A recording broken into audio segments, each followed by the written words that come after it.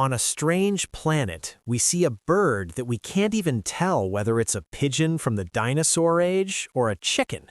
Anyway, it comes closer and starts biting a human hand. That hand belongs to a guy named Riddick. He wakes up and finds himself in the middle of a vast desert, empty wastelands filled with weird and terrifying creatures. On top of that, he's badly injured and beaten, his leg crushed. He goes looking for water, but he finds it boiling and poisonous, coming straight from a volcano. Nothing is normal there. When you look into his eyes, even he seems off and confused, his eyes shining in a strange way. He sees a group of creatures with a bizarre shape, something like hyenas, or maybe something else entirely. A real mix, so let's just call them hyena-like beasts. They smell his blood and start moving toward him. He runs and throws himself into the water, hiding from them just before he becomes their dinner.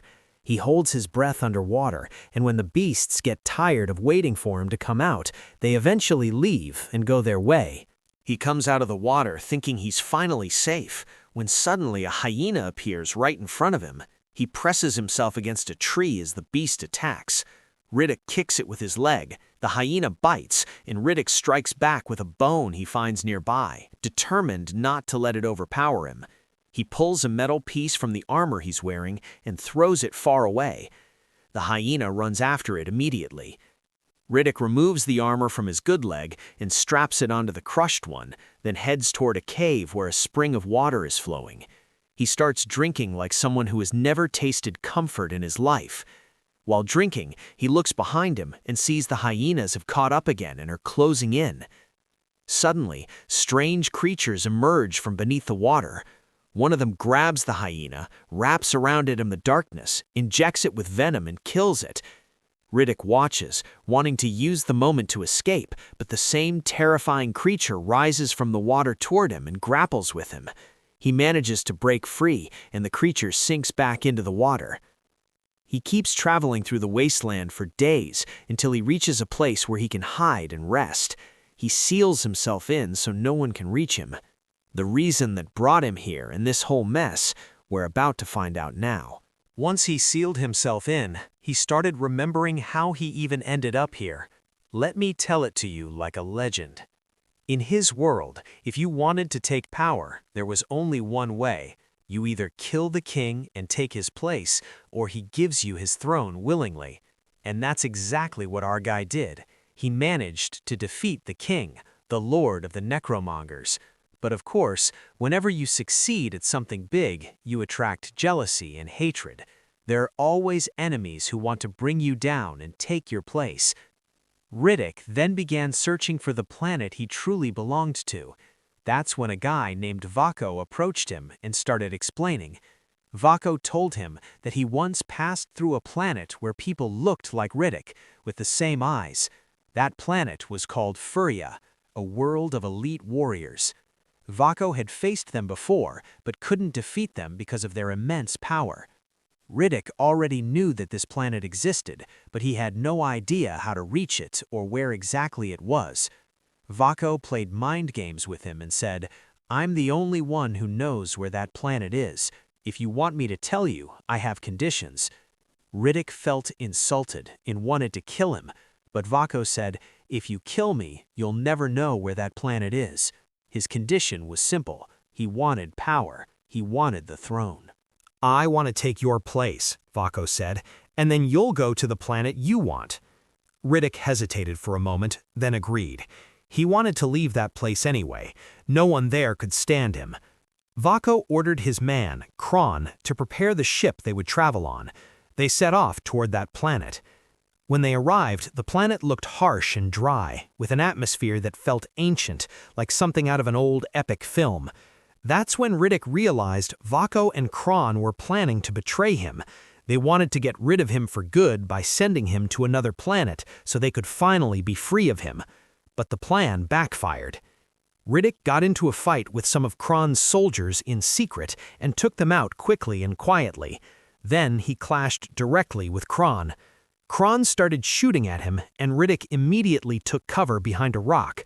Kron spotted where Riddick was hiding, grabbed heavy weapons, and began firing at the ground itself.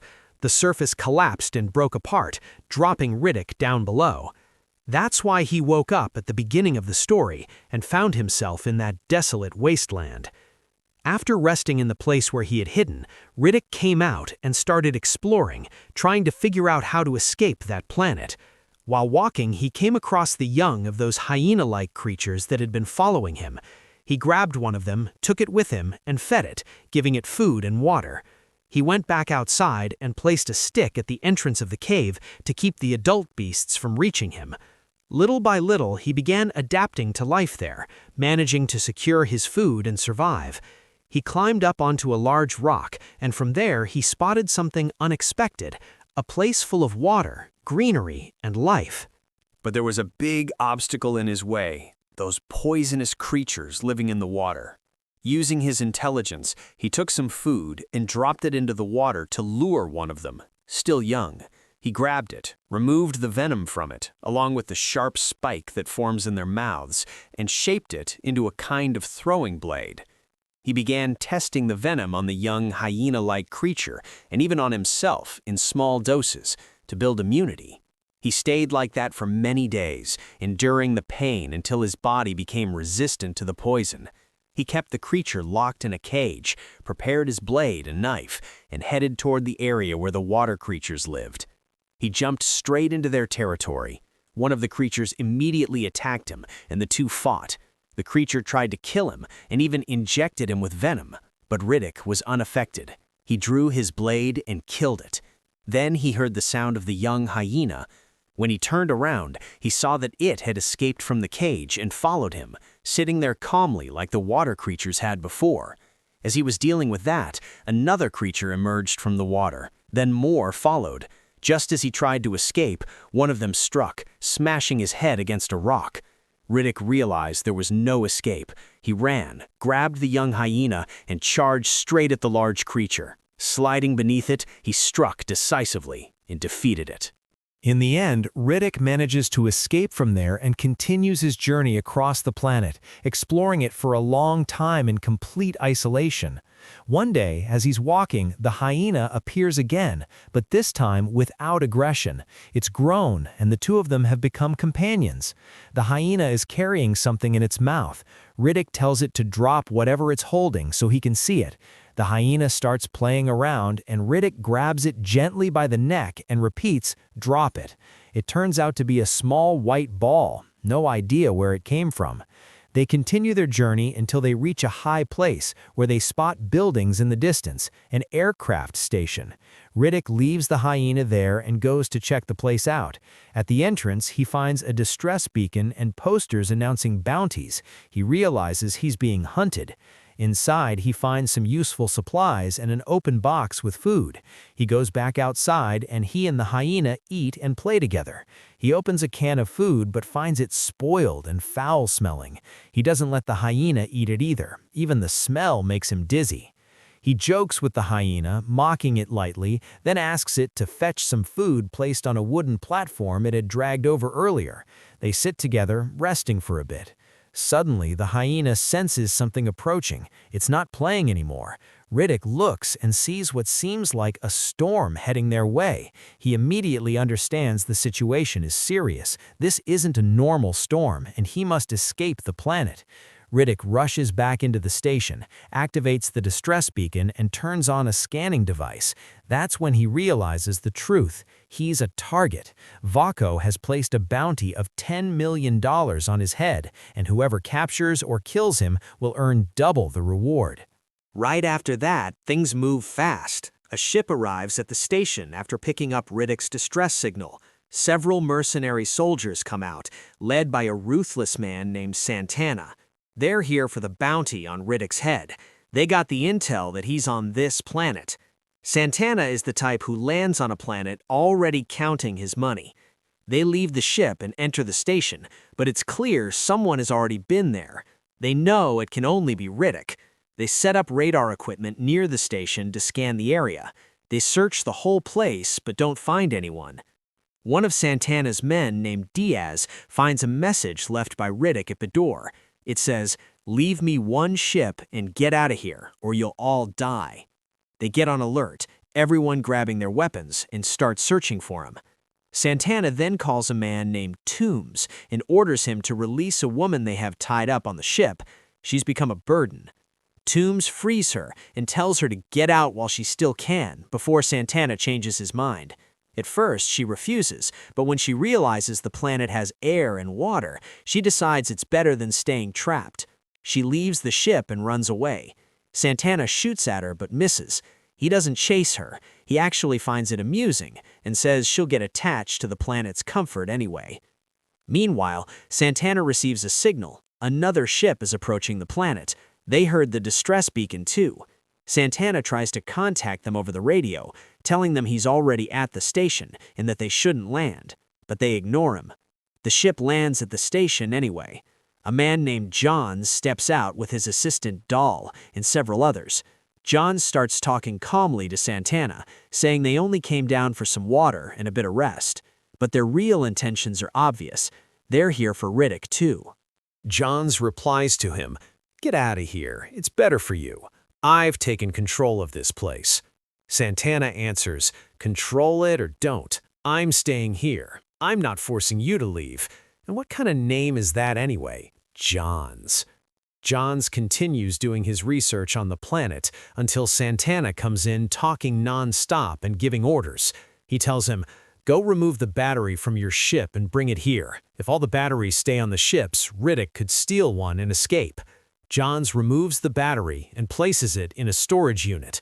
Santana locks it with a code, warning that if anyone tries the wrong code, the unit will explode. Night falls, and Riddick appears, watching the station and everyone inside. He's clearly planning something. Outside the station, the guards are on watch. One of them, named Falco, says to his partner, "All this for one man? 11 guards here just for one person instead of 4? His partner replies, "We won't know anything unless we track him with the radar." The radar they had set up suddenly detects something moving toward them. When Santana goes to check, he finds the hyena. It's still alive. He orders his men to shoot it and get rid of it, annoyed by its presence. But the hyena comes back again, sneaking closer to the station. This time, it's carrying the radar sensor with it. It runs off and delivers it straight to Riddick. Riddick smashes it into the ground, determined to drive them crazy. With the radar gone, the signal becomes completely scrambled, and no one knows where he is anymore. Santana has no idea what's going on. The radar is useless now, which allows Riddick to move freely. Johns, inside the station, already expected something like this to happen. He knows that without Riddick showing up like this, there would be no massive bounty placed on his head. Johns talks with Santana and tells them they need to scan the area around the station carefully to check if there are any traps set nearby. Santana says one of the guards to check a certain area. The man steps on a metal plate. What he doesn't realize is that it's a trap. For a moment, it seems like nothing happens, so he relaxes. As he moves again, another trap snaps shut on his leg. In the darkness, cables tighten around him. As he tries to escape, he falls into yet another trap. It's over for him. That's when Santana finally understands what Johns was warning him about. He calls another guard named Nunes over the radio and asks him to check how many traps are set in the area, but there's no response. Santana curses under his breath and sends Falco and a few others to Nunes' position to see what happened. They don't find him at all, only blood. That's when they realize they're dealing with someone extremely dangerous. They move in الجنود ما بقاو فاهمين والو تقول كيقاتلوا غير في شي شبح الله يحفظ بقاو على هذه الحاله هذه حتى صبح الصباح ليله وحده ماتوا منهم جوج واحد شقم ما عرفوش خبارو فين سانتانا قصد جونز ودالو ريح معاهم وقال لهم واش بان لكم نعاودو نبداو. 2 of them are dead and 1 is badly injured. No one knows where Riddick is. Then Santana goes to Johns and Dahl, sits with them and says, "What do you think? Maybe we should start over. No problem if we work together." Johns takes advantage of it and replies, "Fine, from now on you're with us. Listen carefully. I'm the one in charge here. Orders go from me to Dahl and from Dahl to you." Santana refuses and starts insulting them, saying disrespectful things about Dahl. She steps forward and disables his جونز قال لي equipment, انت دابا making it غير clear ما he دير shouldn't والو talk like غتعطيني that الجنود again. ديالك وانا Johns غنقلب على tells ريديك حيت باغي Santana, يحي "For باغي now, نعرف you منه شي rest and معلومات do لا nothing. لقيتو خلي Your لي men غنهار are under واحد my من بعدها command. قتلو انت ولا I'm going دبر after راسك معاه Riddick alive. المكافأة اللي I غناخذ need عليه غنخلص information بها from غير him. الرجال If ديالي I catch وخوت انت him, داكشي give اللي me بقى one ملي day with him. After that, you can deal with him however you want. The bounty money I get will only go to my men. You can take whatever's left." Once Santana agrees, John starts giving orders to the soldiers. He knows Riddick works best at night, so he decides, we'll hunt him during the day. He takes his scope and spots the hyena from a distance. He asks Diaz, "Is this the same one you shot yesterday?" Diaz avoids eye contact and says, "Maybe, hard to tell." Johns presses him, "Don't lie, you shot it." Diaz stays quiet. Johns calls Dahl and tells her to bring her sniper rifle. She loads a round, equipped with a GPS tracker, and fires. The first shot misses. She reloads and fires again. The shot hits and the hyena runs off. That's exactly what Johns wanted. He activates the tracker and follows the signal. They head toward the cave where the hyena hid. Using a sensor, they realize someone has been through the area. They turn on their lights and move in, searching deeper. Suddenly, they spot a figure standing above them and open fire, knocking it down. When they go to check, they realize it's Falco, the guard who was injured the night before. He was already dead and left there as a trap. That's when Johns understands the plan. Riddick lured them away from the station so he could work alone. Johns urgently calls Dahl over the radio, shouting for her and the others to stay alert, but there's no response. On the other side, Dahl and her team are still at the station, each doing their part.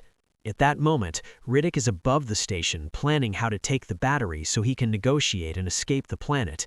Santana hears Johns on the radio and warns everyone, "Protect the batteries. If Riddick gets to them, it's over." The key to the storage unit is hanging around Santana's neck. The camera focuses on Santana and reveals Riddick right behind him. Santana turns, startled, and a confrontation begins. It quickly turns into a physical struggle. Shortly after, Johns and his team return to the station and find chaos everywhere. They see the storage unit marked with the words, "Fair Negotiation." Santana pulls out the key to open it and check if the batteries are still there. Johns stops him and says, "Wait, he could have taken the batteries and changed the code." "You mess up even once with the code and the whole station could blow up," Johns warns. Santana replies, "The key to the locker is around my neck. There's no duplicate. No one else has it." They argue about whether to open the locker or not. In the end, they decide it has to be opened. Now or later, it doesn't matter. Santana inserts the key and starts entering the code, step by step. One of the guys jokes around and slaps the panel lightly, nearly giving everyone a heart attack. Santana finishes the code carefully and manages to open it without triggering anything. Inside, the batteries are still there, untouched. Luna says, "Good, since they're still here, let's leave this planet before we lose more people." No one really listens to her, and they move on, leaving the locker open. That's when they realize Riddick is on top of the ship. He watches what they do and slips away. John's team starts discussing their next move. While they're talking, one of them hears something near the battery locker. He climbs up to the upper window. It's open. Something feels wrong. He draws his weapon and goes to check. Riddick appears behind him and pins him quietly. Holding a knife, he whispers, "Relax. Don't panic. Go tell the others not to panic either." He takes the batteries from the locker and disappears into the wasteland, burying them somewhere as leverage to negotiate his way off the planet. The hyenas sense the coming storm. The smell is in the air. It's clear they must leave the planet as soon as possible. This isn't a normal storm. It's something far worse, and the planet itself will suffer. We'll learn exactly what it is later. On the other side, Johns gathers everyone and orders them to check all the ships. None of them can move. He tells Santana the truth. Riddick took the batteries. They try to find a solution, but without the batteries, the ships are grounded, and activating the distress beacon again won't help. No one will come, because anyone receiving the signal will know something is seriously wrong with this place. Soon after, they hear Riddick speaking to them through Falco's radio, the guard who died earlier. Johns tells him, "Don't think you've escaped me. I have all the devices I need to track you." Riddick replies, "Who said I'm running?" They look in one direction and see Riddick walking toward them calmly and confidently. He throws all his weapons aside. Johns does the same and brings Santana with him. The others also drop their weapons. They all meet in the middle. Riddick looks at them and says, "It's obvious the one who wants the bounty the most is that guy." Johns answers, "I don't care about the bounty. I just want to know, 10 years ago, what really happened. Did you kill my son or not?" Riddick replies, "If you came all this way, follow me and you'll find out what happened to your son." As they're talking, Dahl appears with tranquilizers, preparing to use them on Riddick. The hyena gets ready to attack. Riddick raises his hand and says, "Enough. What matters now is getting off this planet, otherwise none of us will survive." He proposes a deal. "I'll leave you one battery so you can escape with one ship. I'll take the other battery and leave on the second ship." Santana tries to refuse, but at that moment the storm appears behind Riddick. He warns them that it's coming straight for the station and they won't like what happens if they stay. He turns to leave. Santana raises his weapon, but the hyena jumps on him, stopping him. Dahl fires the first tranquilizer, no effect. The second, still nothing. The third finally slows Riddick down, and with the fourth he can barely stand. During the struggle, Santana manages to strike the hyena, killing it. Riddick sees his companion fall, but the tranquilizers have taken full effect and he can't move anymore. Santana tries to finish it, but Johns intervenes, knocks him away, and then knocks Riddick unconscious as well. They restrain Riddick, ending the confrontation, for now. When Riddick wakes up from being knocked out, he finds Johns hitting him in the stomach to force him to wake up. John says, "I'll ask you the same question again. 10 years ago, I trusted my son to escort you to prison on a ship, and after that, he never came back. I want to know the truth. Did you kill him?" Riddick ignores the question and looks at Santana instead. He says, "Tell them to take these chains off me, and I swear I could take that sword you're holding in less than 5 seconds. John steps in and says, "The ship my son brought you in on, 3 people survived. My son wasn't one of them." Johns asks again, "So, you killed my son?" Riddick stays silent. He looks toward Dahl and tells her to look outside and tell him what she sees. She goes to the window but sees nothing, just the automated systems running. Riddick says, "When you see something out there, tell me. And for now, forget about everything else." No one really understands what he means. Johns grows angrier, desperate to know what happened to his son. Time passes, and rain begins to fall. Riddick says calmly, "Time's up." Santana realizes Johns won't get answers and orders Diaz to restrain Riddick. He brings a box and places it in front of him, clearly planning something brutal. Just then, the radar picks up movement heading toward the station. They rush to look, and what they see is unlike anything they've ever encountered. The same poisonous creatures Riddick faced earlier are approaching. Not just 1 or 2, there are countless numbers of them. This is exactly what Riddick feared. The creatures live underground and only emerge when the ground becomes wet from heavy rain. One of the men standing near the door starts firing, saying it's easy to deal with them. But a creature suddenly appears from behind the wall and kills him instantly. Panic spreads. Another man fires until he runs out of ammo, and one of the creatures pulls him upward through the ceiling. They realize the situation is far worse than expected. Everyone rushes to seal the station, closing all doors and windows, leaving nothing open as the creatures surround them. The creatures are determined to break in, even into the station's kitchen. Hunger is driving them. Riddick laughs at the situation they've all ended up in. Johns comes to him and offers to remove his restraints so he can retrieve the batteries and get them out of there. Riddick sticks to his condition. He wants a ship for himself and another ship for them. With no better option, Johns agrees and starts loosening the restraints. Santana suddenly raises his sword and says, "Who did you consult? I'm killing him and taking the bounty." Riddick replies calmly, "What bounty? If I leave alive, you won't get anything, and you know it." Johns realizes Santana has lost control and acts without thinking. As Santana rushes at Riddick, Riddick reacts instantly. In a swift move, he disarms Santana and incapacitates him in seconds, exactly as he said he could. Johns sees this and understands something important. Without Riddick, none of them are getting off this planet alive. They push forward, fighting their way past the creatures near the door. A smaller creature grabs one of the men's leg. Johns tries to help, but the man collapses.